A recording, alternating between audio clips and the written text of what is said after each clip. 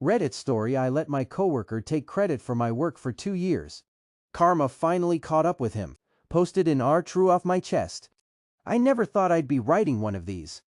But after what happened last week, I finally feel like the universe keeps score. A few years ago, I joined a mid-sized company as a junior analyst. I was young, eager to prove myself, and honestly pretty naive. I believed that if you worked hard, people would naturally recognize your efforts. That's where I made my first mistake.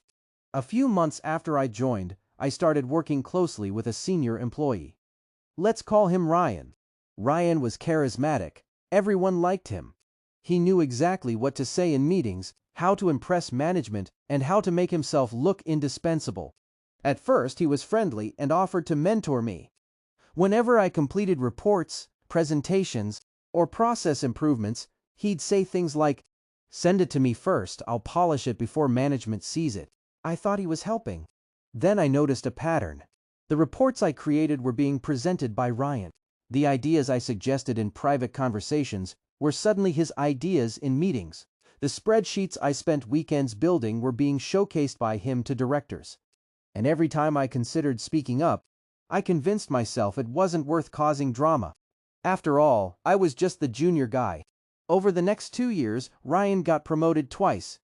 Meanwhile, I stayed in the same position. It was frustrating, but I kept my head down and continued working. Then karma started writing its own story. The company decided to launch a major project involving automation and data reporting. Ryan immediately volunteered to lead it. Management loved the idea.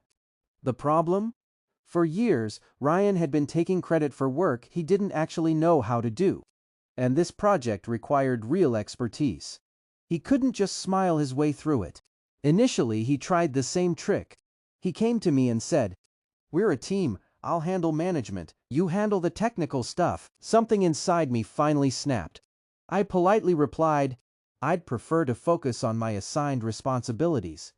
For the first time, he had to do the work himself. Within weeks, cracks started appearing. Deadlines were missed. Reports contained major errors. Clients started asking questions. Management became concerned. Then came the meeting that changed everything. A director asked Ryan to explain a system that he had supposedly built over the previous year.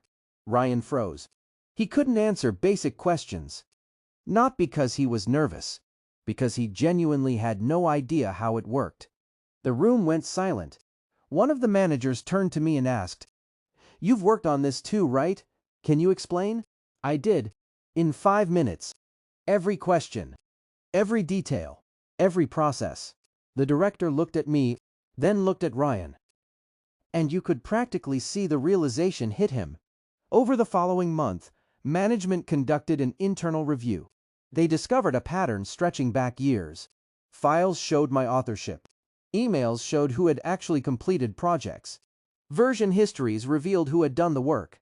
Ryan hadn't just exaggerated his contributions. He had built an entire reputation on other people's efforts.